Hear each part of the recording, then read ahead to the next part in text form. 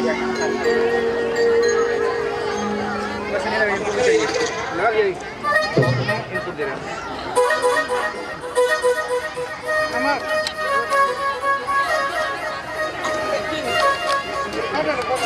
का स्वागत करेंगे, जोरदार ताली से स्वागत करेंगे। मैं पूरे श्री 108 श्री मां बिग विनाशनी डॉग चार्ज पूरे कमेटी की ओर से दीदी श्री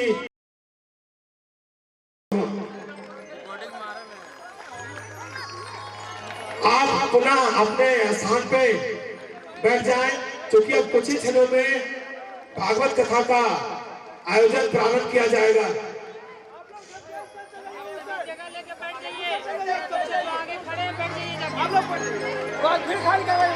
मैं कमेटी के अध्यक्ष श्री राजीव कुमार सिंह जी से आग्रह करता हूं कि आप स्टेज के नजदीक आ जाएं। उपाध्यक्ष श्री नितेश कुमार मेहता जी। गरुड़ध्वजा मंगलम पुंडरीकाक्ष मंगलाय तनो नमः। हस्ते क्षतपुष्पाण्यादाय करौ सम्पुटीकृत्य ध्यानं वंशे विभूषितकरानवनेन दाभत् पीताम्बरादर्णबिम्बफलाधरोष्टात् पूर्णेन्दुसुन्दरमुखादरव्याघ्रनेत्रात् कृष्णात् परं किमपि तत्त्वमहो न जाने।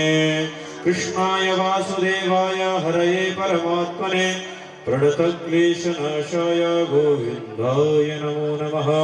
ध्यानं समर्पयामि, ध्यानार्थे अक्षतपुष्पाणि समर्पयामि, सर्वोपचारार्थे गन्धाक्षतपत्रपुष्पाणि समर्पयामि।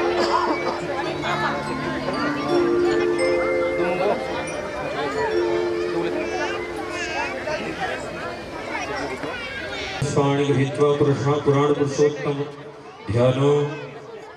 हरिः ओं वरः पीडो नटवरवपुः कर्णयो कर्णिकारो बिभ्रदवासा कनककपीशो वैजयन्तीं श्यामलां रन्ध्रान् वेणोरधरसुधाया पूरयन् गोपवृन्दैः वृन्दारण्यकीर्ति। अहोवकीयं स्तनकालकूटं जिघांसयापययदप्यसाध्वे लेभे गतिर्धातृचितां ततोऽन्यो कं वादयानु शरणं तं प्रत्नथा पूर्वथा विषवाथे मथा ज्येष्ठता तिम्बरहि खड्गं सर्वेदं प्रतीचीनं वृजनन्दो हसे धुनिमा सुञ्जयन्तमनुया सुवर्धसे अयं वेनश्चोदय कृष्णीगर्भा ज्योतिर्जरायो यदेदयितहरितः सदस्थाद्रात्रि वासस्तानुते शिवसमयैः हस्तप्रक्षालनम् अथारार्तिक्यमस्तके त्रैलोक्यव्यापिनी ज्वाला ज्वाला देवी नमोस्तुते। हरिः ओं मायदगुं हरिः प्रजननं मे सुदशवीरगुं सर्वगणगुं सुसये आत्मसनि प्रजा सनि वसु सनि लोक सन्य भय सनि गृह प्रजां बहुलां मे। भगवान की है आरती, पापियों के पाप से है आरती। भागवत भगवान की है आरती।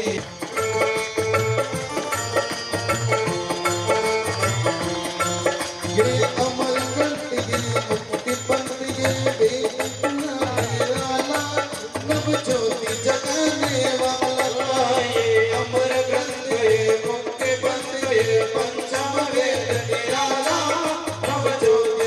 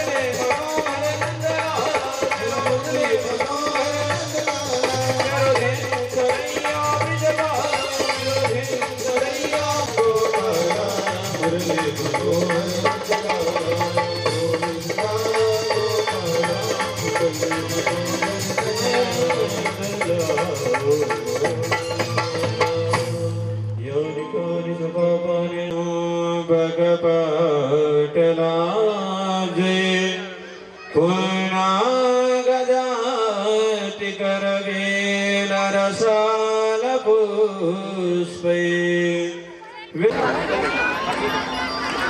हेलो, जोरदार तालियों से इनका स्वागत करेंगे आप लोग।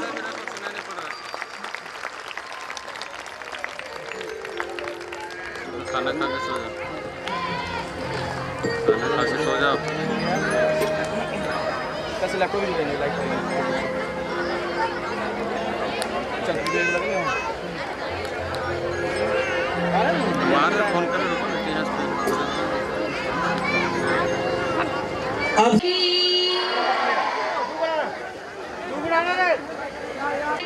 कमलेभ्यो नमः।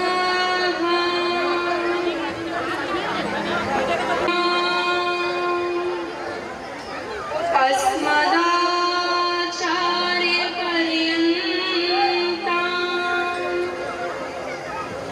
वन्दे ततो जयमुदीरये।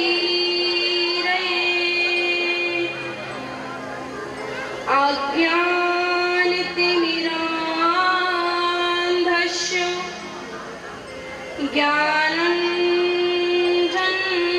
ज्ञानञ्जनशलाकया चक्षुरुन्मीलितं येन तस्मै श्रीगुरुवे नमः। जय रे रमण बिहारी, हम रे रमण बिहारी।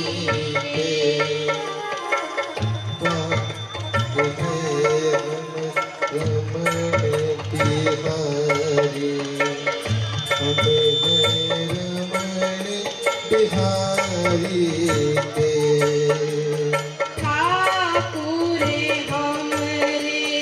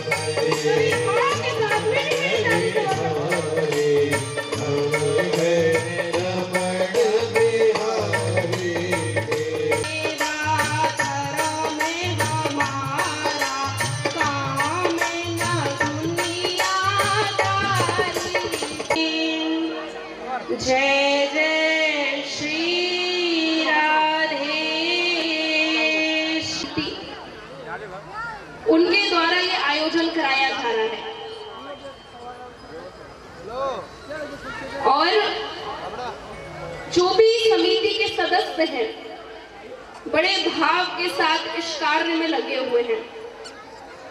आज हमारे पास दीपक जी आए हुए थे कुछ वार्ता करने विशेष। उन्होंने हमें एक बात बताई कि यहाँ पर इसके पहले ये कार्यक्रम नहीं हुआ है। काफी समय से विचार कर रहे थे लेकिन ये कार्य नहीं हो पा रहा था। तो आज ये विशेष कृपा है जो विशेष रूप से हम सभी के ऊपर है। तो कथा को श्रवण करें और पुण्य लाभ अर्जित करें। उसके बाद भागवत का प्रथम दिवस है। तो भागवत के प्रथम दिवस में भागवत का महात्म बताया गया है। महात्म यानी महिमा। हम कथा श्रवण कर रहे हैं लेकिन हमें उसकी महिमा जब पता नहीं होगी तो हमें कैसे पता चलेगा? भाई हम जो कथा श्रवण पता नहीं तो कैसे जाने ये कौन है? बड़ी बड़ाई ना करें,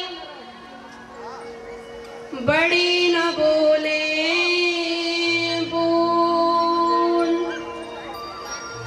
रही मन हीरा ना कहे, लाख टका मेरो मोल। कहते हैं कि जो महान व्यक्ति होता है तो अपनी महानता को स्वयं अपने मुख से नहीं गाता। जो व्यक्ति अपनी महिमा को स्वयं अपने मुख से गाने लगे तो उसे व्यक्ति मूर्ख समझने लगते हैं। भाई ये तो स्वयं की बड़ाई किए जा रहा है, इसमें क्या महानता है? महान व्यक्ति केवल महान कार्य करता है और उसके कार्य की महिमा जो अनेक व्यक्ति हैं वो गाते हैं। उसी प्रकार से श्रीमद् भागवत की जो महिमा है ये स्वयं श्रीमद् भागवत नहीं गा रही है, अन्य पुराण गा रहे हैं। श्रीमद् भागवत का जो प्रथम श्लोक है उसमें बताया गया भगवान का स्वरूप क्या है। भाई जिनकी हम कथा श्रवण कर रहे हैं उनके स्वरूप को तो जान लें, वो कार्य क्या करते हैं, उनकी कथा श्रवण करने से क्या होता है। कलयुग है, कलयुग में सभी व्यक्ति बड़े स्वार्थी हैं। जब तक उन्हें पता नहीं चल जाए कि ये कार्य करने से हमें ये लाभ प्राप्त हो जाएगा तो वो कार्य नहीं करते। उसी प्रकार से श्रीमद् भागवत का जो प्रथम श्लोक है उसमें भगवान के स्वरूप के बारे में बताया गया है। अच्छा, अगर कोई अपनी बेटी का विवाह करता है तो लड़के में क्या दिखता है? कौन बताएगा? बताएगा कोई? उसका स्वरूप कैसा है देखते हैं। वो कार्य क्या करता है कि ऐसे कहीं भी जाएंगे अपनी पुत्री का विवाह कर देंगे।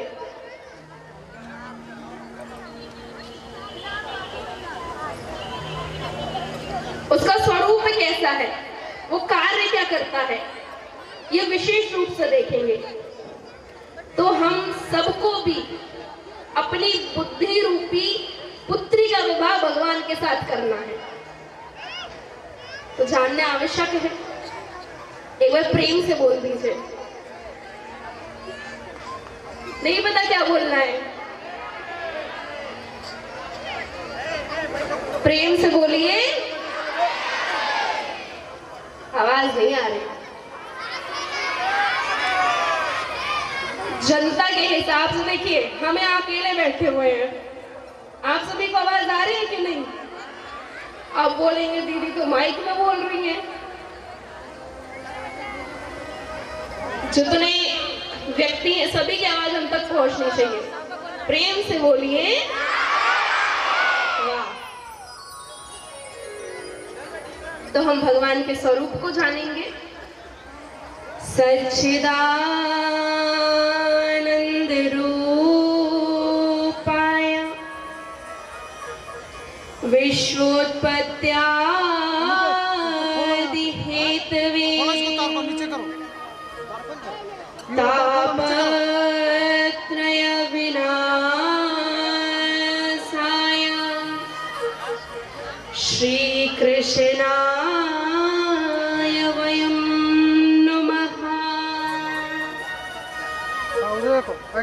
भगवान का एक नाम सच्चिदानंद रूप भी है।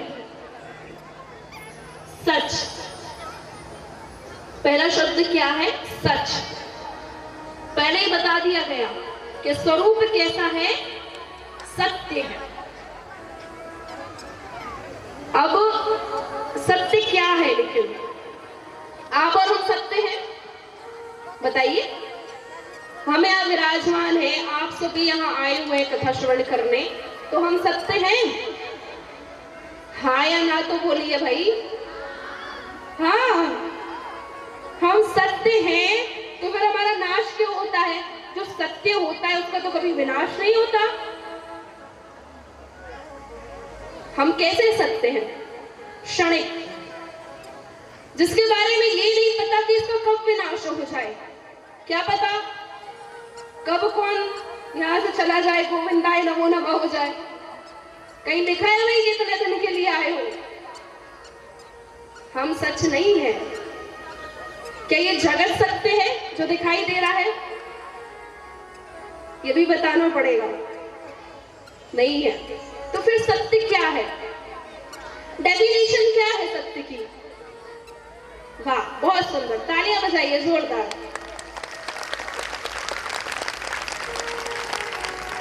तालियों में भी कमी करते हैं।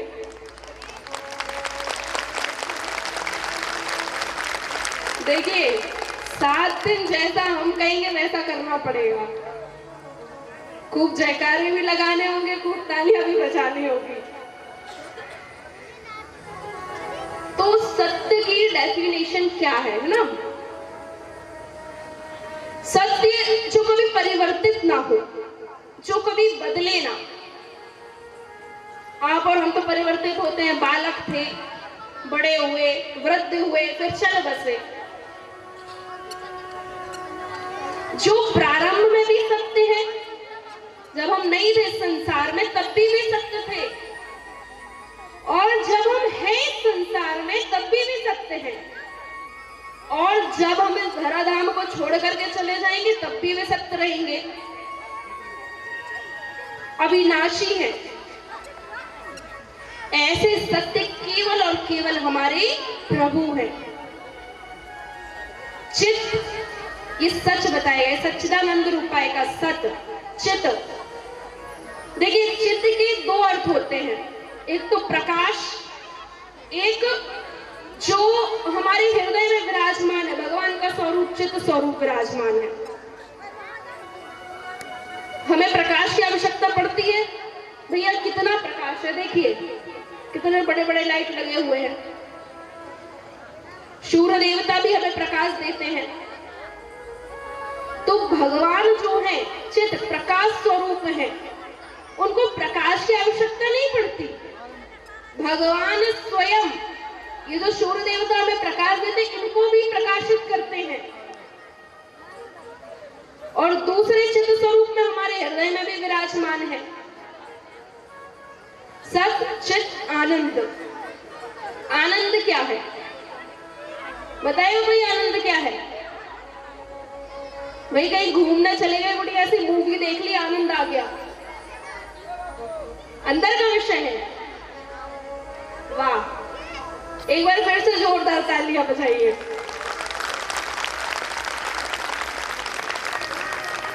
आनंद, हम कहीं घूमने चले गए, बढ़िया भोजन पा लिया। कई बार हमने सुना है कि बढ़िया भोजन पा लिया, आज तो आनंद आ गया। क्या भोजन में आनंद है? देखिए, आनंद के बाद कुछ पाने की इच्छा नहीं होती। सुख मिल जाए तो सुख के बाद पाने की इच्छा होती। सुख और आनंद में भी अंतर है। आनंद कोई बताने या कहने की वस्तु नहीं है। It is a experience. ये अनुभव का विषय है। इसको अनुभव किया जा सकता है। आप विचार करें कि संसार में आनंद है तो ये बिल्कुल गलत है। आनंद कहाँ है? आनंद केवल और केवल राधा माधव के चरणों में है। आपको सत्संग से आनंद प्राप्त हो सकता है, भगवान के नाम से आनंद प्राप्त हो सकता है, संसार से आनंद प्राप्त नहीं होगा। तो भगवान का स्वरूप क्या है? सत चित आनंद, सच्चिदानंद रूपाय विश्वोत्पत्ति आदि हेतवे। अब ये क्या है? भगवान का रूप है। विश्वोत्पत्ति आदि हेतवे, भगवान कार्य क्या करते हैं? भाई भगवान कोई कार्य भी तो करते होंगे। ब्रह्म रूप भगवान ने रचा सकल संसार,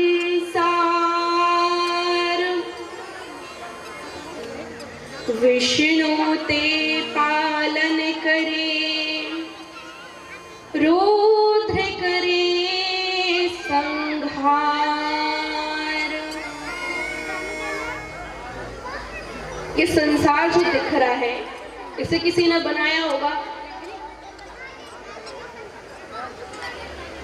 कृपया शांति बनाए रखें। देखिए, यहाँ कथा श्रवण करने आए हैं, व्यथा तो घर में भी हो जाएगी और 7 दिन बाद चले जाएंगे तो व्यथा करना, लेकिन अभी कथा श्रवण करो। प्रेम से बोलो, जोर से बोलिए।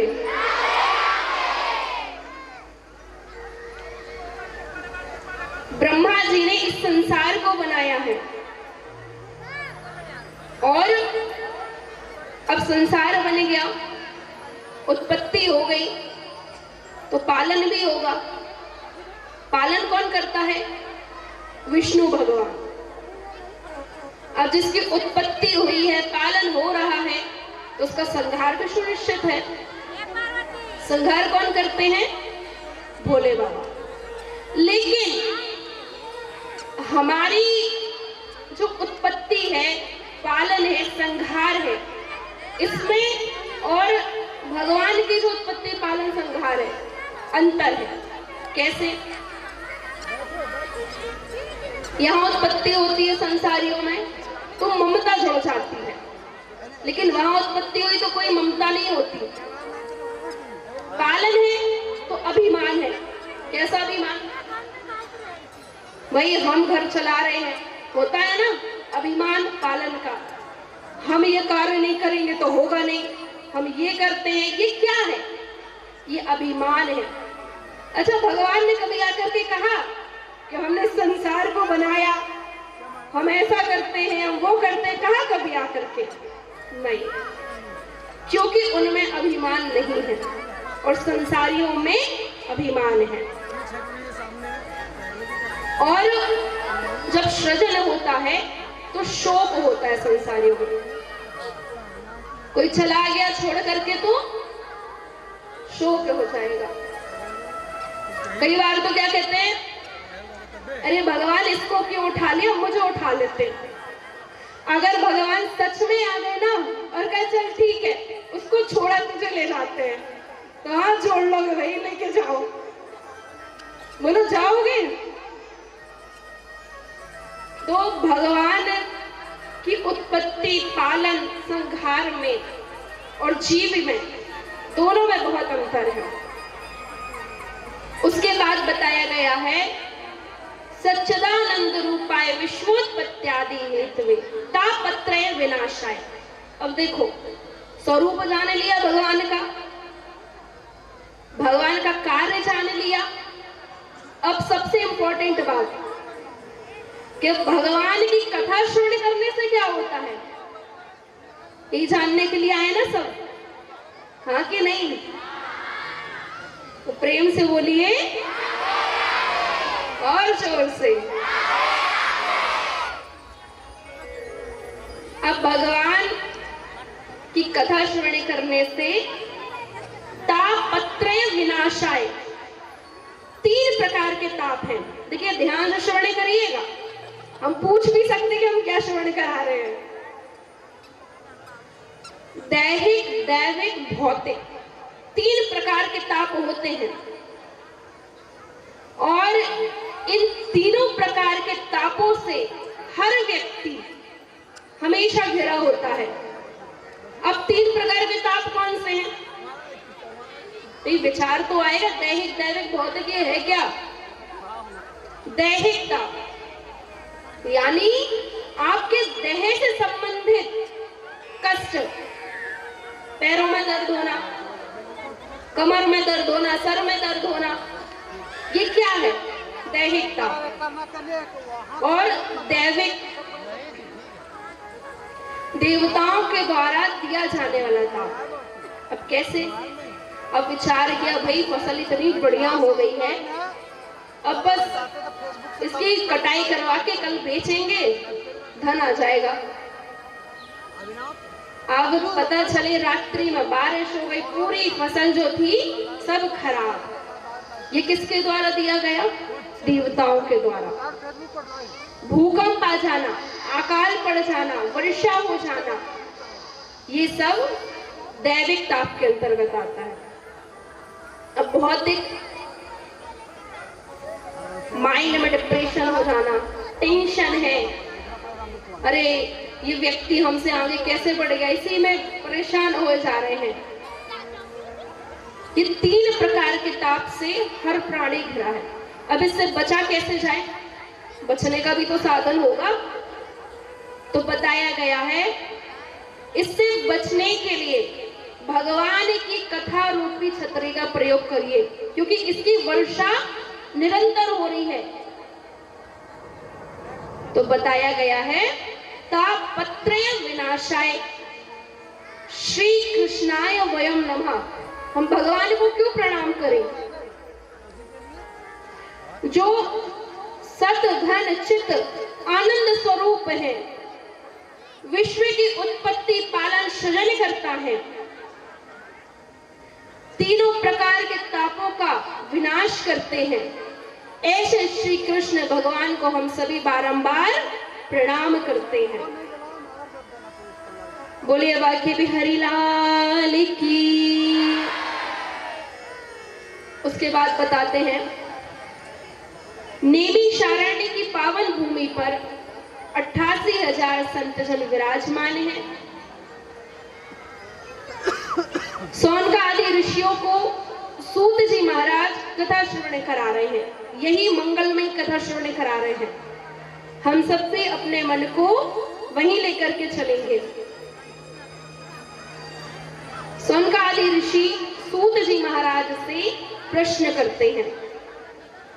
अज्ञान ध्वांत विध्वंस कोटि सूर्य समाप्रभा सूताख्याहि कथा सारम मम कर्ण रसायनम। देखिए, जो प्रश्न सूत जी महाराज से सौनकादि ऋषियों ने किया, ये सब प्रश्न जो किए जाते हैं ये हमारे कल्याण के लिए होते हैं। वो कहते हैं, सूत जी महाराज कृपया करके हमारे अज्ञान रूपी अंधकार को दूर करिए। इस संसार के अंधकार को दूर करने के लिए तो सूर्य देवता समर्थवान है, लेकिन आप अपनी कृपा दृष्टि डालिए, एक प्रकाश की किरण डालिए, जिससे हमारा जो हृदय का अंधकार है ये दूर हो जाए।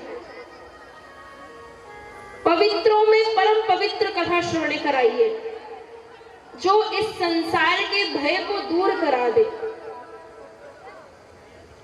कहते हैं महाराज, अगर किसी को चिंतामणि मिल जाए, मणि जानते ना, एक मणि होती चिंतामणि, तो उस मणि के समक्ष बैठ करके आप जिस भी वस्तु का चिंतन करेंगे वो आपको प्राप्त हो जाएगी। और बताते स्वर्ग में कल्प वृक्ष है,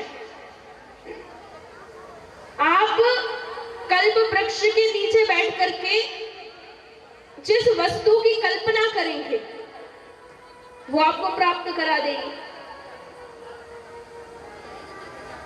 उसके बाद ये संसार की वस्तु प्राप्त करा सकती हैं, स्वर्ग की वस्तु प्राप्त करा सकती हैं, लेकिन इनमें इतना सामर्थ्य नहीं है कि ये भगवान को प्राप्त करा दे। तो भगवान को कैसे प्राप्त कर सकते हैं? उन्होंने बताया, सोनकादि ऋषि कहते हैं, सूत जी महाराज आप पर तो गुरुदेव भगवान की विशेष कृपा है। चिंता मणिर्लोक सुखम सुरुद्रुहु स्वर्ग संपदम प्रयक्षति गुरुः प्रीतो वैकुंठम योगी दुर्लभम।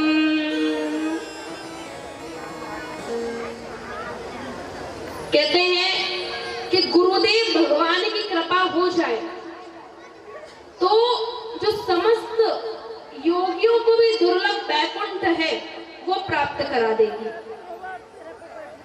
तो आप पर तो साक्षात गुरुदेव भगवान की कृपा है, तो आप हमारे अज्ञान को दूर कीजिए।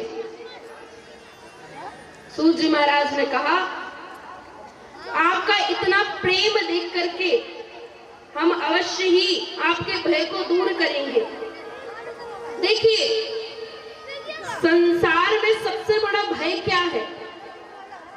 बताएगा कोई क्या भय है? किससे डर लगता है? बताइए, किसको डर लगता है? किस चीज से? कौन बताएगा? हाँ बताइए। वाह, आप बताइए।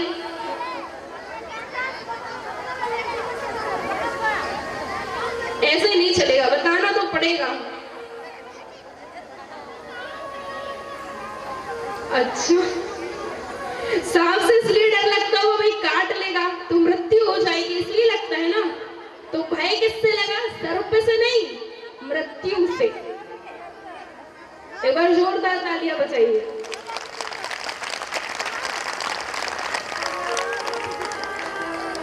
तो डर व्यक्ति को किसी जीव से नहीं लगता, ये लगता है कि जीव मुझे काट लेगा तो मेरी मृत्यु हो जाएगी। तो सबसे बड़ा भय क्या है?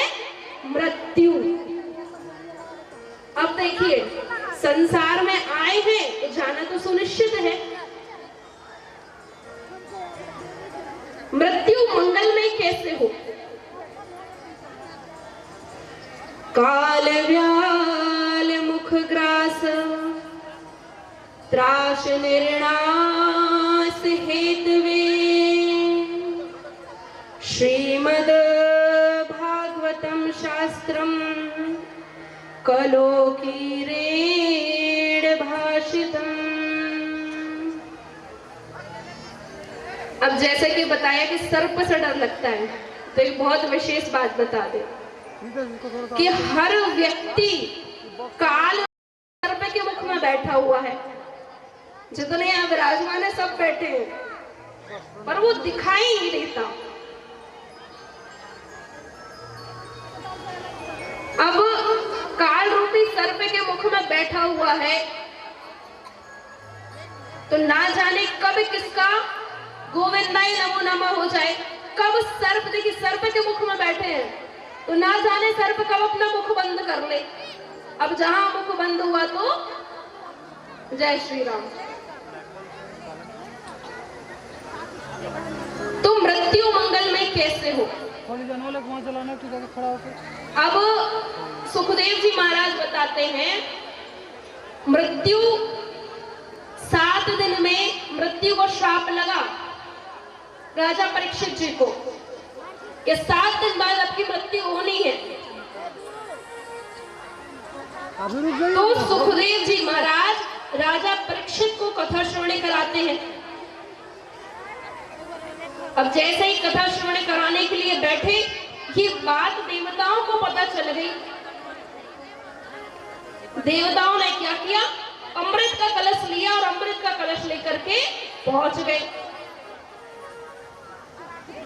और ज्यों ही पहुंचे तो कहते महाराज एक कार्य करिए, ये जो अमृत है ये राजा परीक्षित को पिला दीजिए और उसके बदले में हमें श्रीमद् भागवत रूपी अमृत श्रवण करा दीजिए। भागवत क्या है, अमृत। ध्यान से श्रवण करिए इस प्रसंग को। देवता स्वार्थी है, स्वकारः कुशला, स्वयं का कार्य बनाने में बड़े कुशल होते हैं। जब राजा परीक्षित के पास पहुंचे तो सुखदेव जी को तो बड़ा आश्चर्य हुआ कि ना निमंत्रण दिया, ना बुलाया गया, फिर भी अमृत का कलश लेके कैसे पहुंच गए, कोई तो बात होगी। लेकिन ज्यों ही कहा कि अमृत के बदले कथा श्रवण करा दीजिए, समझ गए अपना कार्य बनाने आए हैं। स्वार्थी व्यक्ति होगा ना तो सबसे पहले आपके फायदे की बात ज्यादा बताता है। देख लीजिएगा, अगर कोई व्यक्ति है आपको इतना प्रेम नहीं करता, आप कई बार उसे किसी कार्य को कहते हैं कि भाई ये कार्य कर दो, वो मना कर दे, टाल दे बात को, कभी आपके काम ना आए। लेकिन अचानक से बड़ा परमार्थी होने लगे, आपका फायदा बताने लगे, स्वयं तो स्वार्थ में रहता, वह आपका फायदा बताए तो आप सावधान हो जाना, क्योंकि ये जो अमृत है ये अमृत बहुत महान है। समुद्र मंथन हुआ तब जाकर के ये अमृत प्राप्त हुआ और ये स्वर्ग का अमृत ऐसे कैसे लेकर के आ गए, बड़ी विचारणीय बात है। जैसे ही पता चला अपना कार्य बनाना चाहते हैं तो उन्होंने कथा नहीं श्रवण कराई, क्या कहा, कहा ये तुच्छ अमृत और कहा ये मणि के समान श्रीमद् भागवत कथा। वे कहते हैं क्वा सुधा क्वा कथा लोके क्वा काचः क्वा मणिर्महन् ब्रह्मरातो विचार्यैवं तदा देवांजहासः।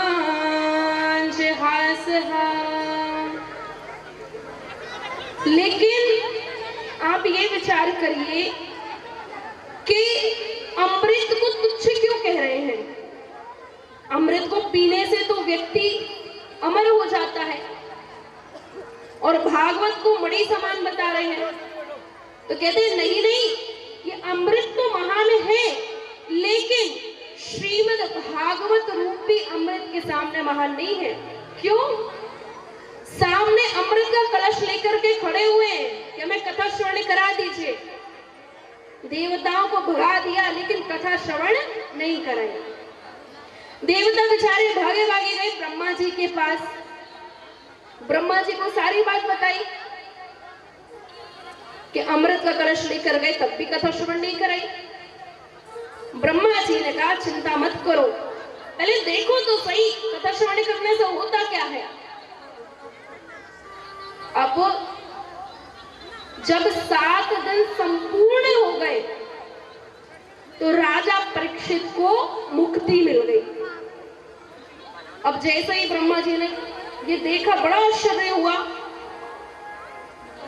तो सत्यलोक पर एक परला बांध दिया, समस्त ग्रंथ जितनी मणियां हैं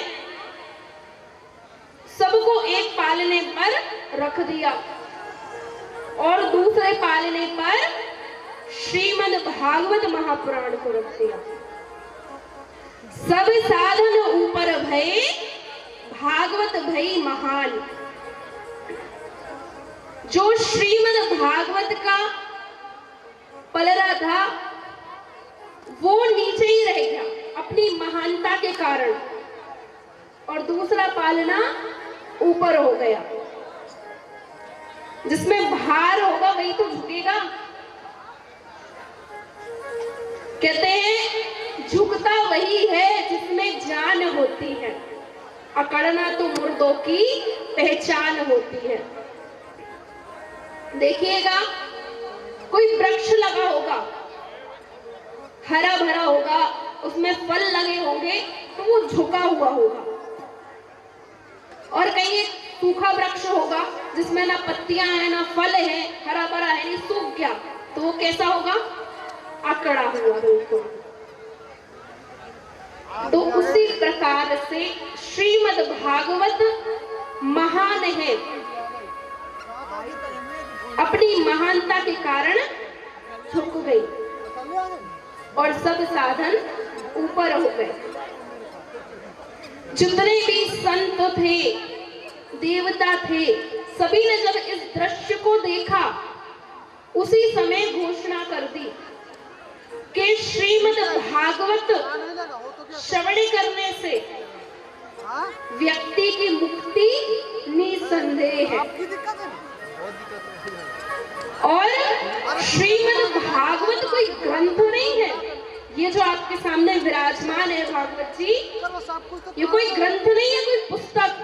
आप विचार करिए कोई पुस्तक है, नहीं, ये ग्रंथ है।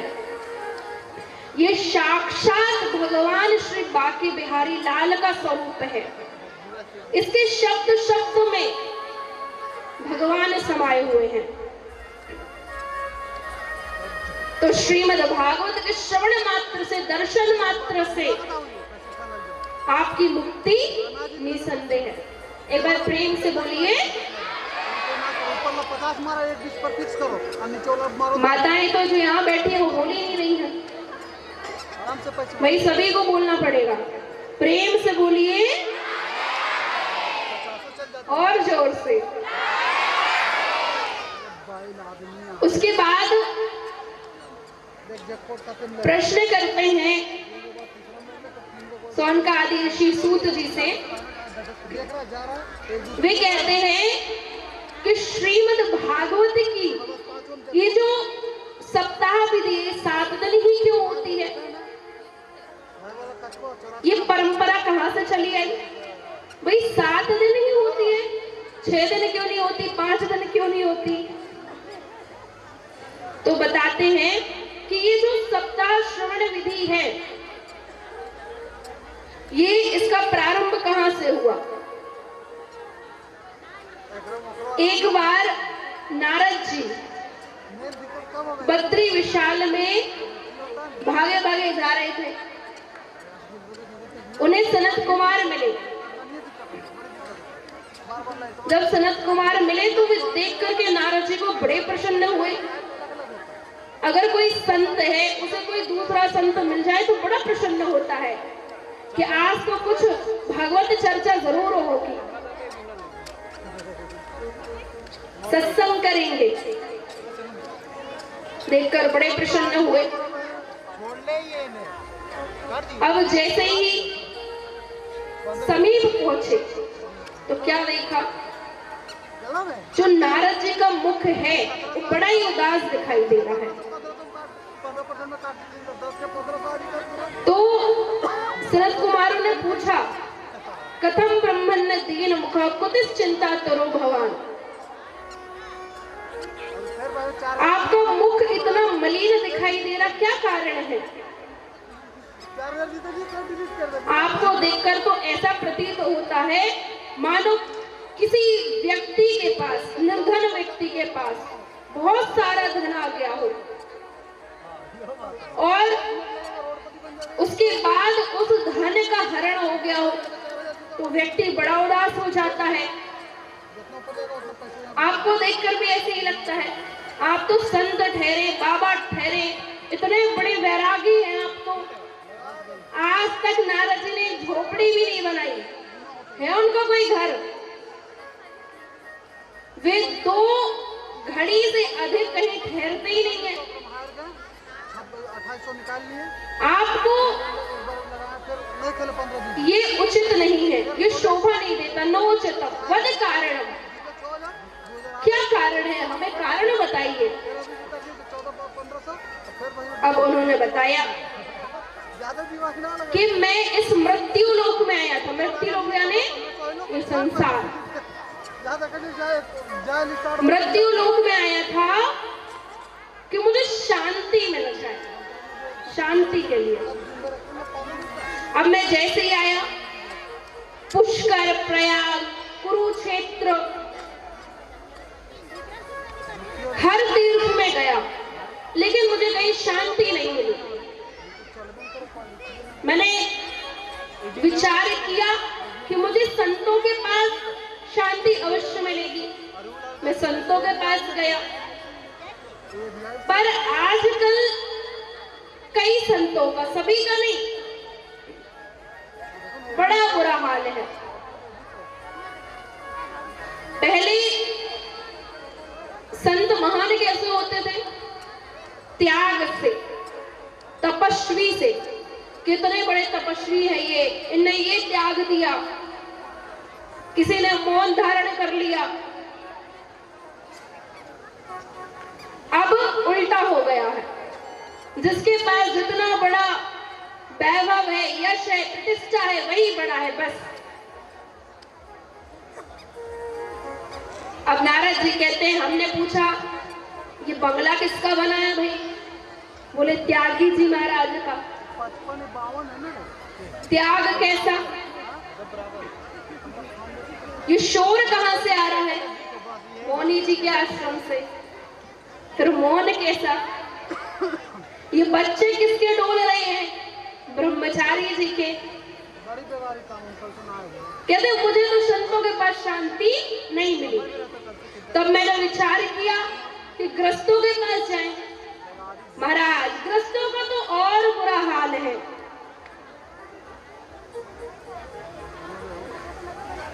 शादी हुई, विवाह संपन्न हुआ कि देवी जी का चलावा चलेगा। देवी जी जैसा कहेंगे वही कार्य होएगा। जब तक तो माता पिता की खूब सेवा की जाएगी, जब तक तिजोरी की चाबी हाथ ना लग जाए। और ज्यों ही तिजोरी की चाबी हाथ में लगी तो फिर कोई नहीं पूछता। फिर तो उनकी खटिया कहीं खेत में डाल देंगे या कहीं तीर्थ स्थान में भेज देंगे। ये नहीं भी हुआ तो फिर सुबह शाम प्रवचन सुनाते रहेंगे। ये हाल है ग्रस्तों का। और अगर कोई कार्य करना है तो फिर माता पिता को नहीं पूछेंगे, फिर किसको बुलाया जाएगा? साले साहब। साले साहब पहुंच गए, खूब बढ़िया परामर्श लिए जा रहे हैं। उसके बाद भी कलेश, अपने मन का कार्य हो रहा है फिर भी कलेश है। महाभारत, सुबह महाभारत है, शाम को है। शांति ग्रस्तों के पास भी नहीं है। इतना बुरा हाल हो गया है ग्रस्तों का तो कि अपने बच्चों का भी क्रय विक्रय करने लगे। कैसा क्रय विक्रय? अब शादी कर रहे हैं पुत्री की तो समधी बनेंगे, जहाँ शादी करेंगे वो समधी बनेंगे। अब बात कर ली, पहले इतना दहेज चाहिए तब शादी होगी। तो किसी ने कहा महाराज आप समधी का अर्थ जानते हैं? समधी का अर्थ क्या है? समान हो जो। वो कहते हैं महाराज हम तो समधी ही अर्थ के लिए बन रहे हैं, जहां से अर्थ प्राप्त हो वहां संबंध करेंगे। इतना बुरा हाल हो गया है। तो शांति मुझे वहां भी नहीं मिली। फिर मैंने विचार किया कि मैं वृंदावन धाम चाहता हूं, मुझे अवश्य वहां शांति मिलेगी। तो नारद जी वृंदावन धाम पहुंच गए। बोलिए वृंदावन धाम की। एक बार सभी भाव के साथ गुनगुनाएंगे। वृंदावन जाना है, हमें राधे राधे गाना है। सभी भाव के साथ ताली सेवा करते हुए पूरे पूरे हाथ उठाइए, सभी उठाएंगे। वृंदावन जाना है, हमें राधे राधे गाना है।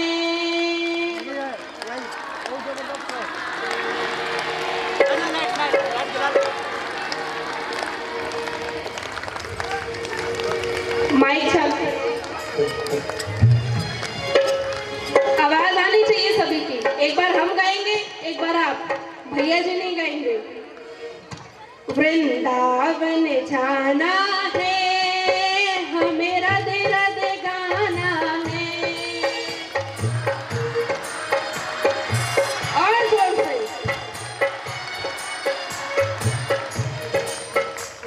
वृंदावन जाना है, हमें राधे राधे गाना है।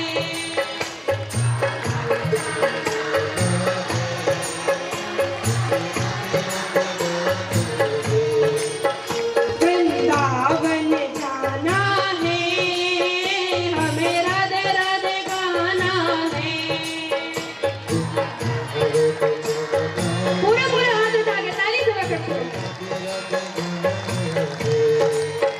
वृंदावन जाना है, हमें राधे राधे गाना है।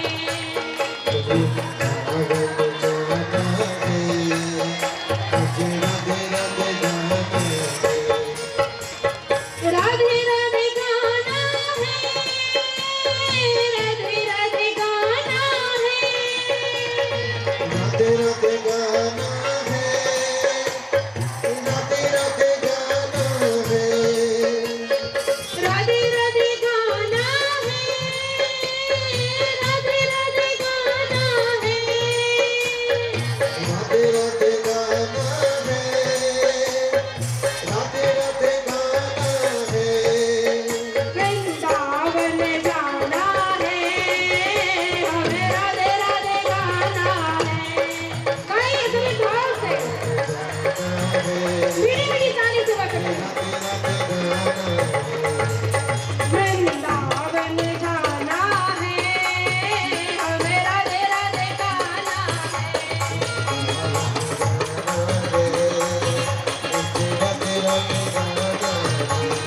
वृंदावन जाना है, हमें राधे राधे गाना है।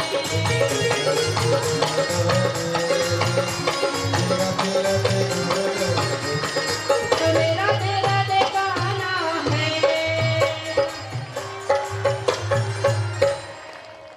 बोलिए राधा रानी सरकार की। एक बार प्रेम से बोलिए,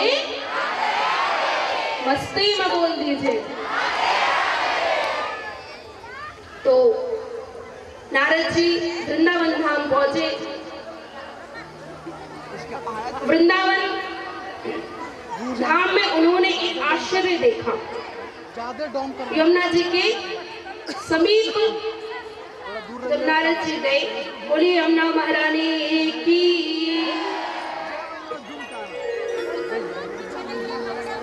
तो एक युवती है, वो बैठी हुई है। उसके समक्ष दो वृद्ध पुरुष खड़े हुए हैं, और वो जो पुरुष हैं वे अचेत अवस्था में है।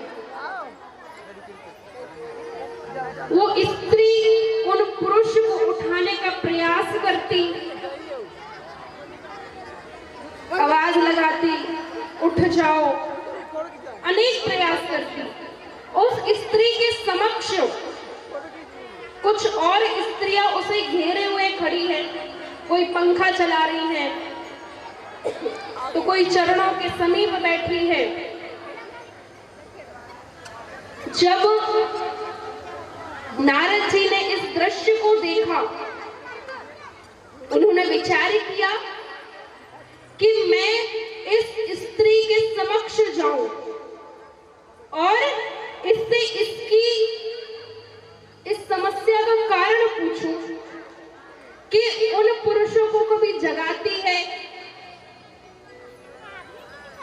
और जब वे नहीं जागते हैं तो रोने लगती है। और ये स्त्रियां भी इसी के साथ हैं। क्या है ये? कुछ दृश्य समझ में नहीं आ रहा। विचार किया जाने का। अब वे जैसे ही जाने लगे तो मन में विचार आया कि स्त्री है और मैं ठहरा बाबा बैरागी। मान लो मैं पहुंच गया और उसने कह दिया बाबा ठहरे हो, बैरागी हो, तुम्हारा क्या काम है, क्यों यहाँ बीच में चले आए? ऐसा विचार करके मैं वहां से लौटने लगा। जो ही मैं लौटा उस स्त्री ने मुझे देख लिया और देख करके आवाज लगाई, भो भो हो साधु क्षणं तिष्ठ मचिंता मपि नाशय। कि हे साधु महाराज रुक जाओ, मेरी चिंता का नाश किए जाओ। जो ही आवाज सुनी नारद जी ने तो वे उस स्त्री के पास पहुंच गए। स्त्री को देखा, कहा देवी ये दो जो वृद्ध पुरुष तुम्हारे समक्ष पड़े हैं ये कौन है?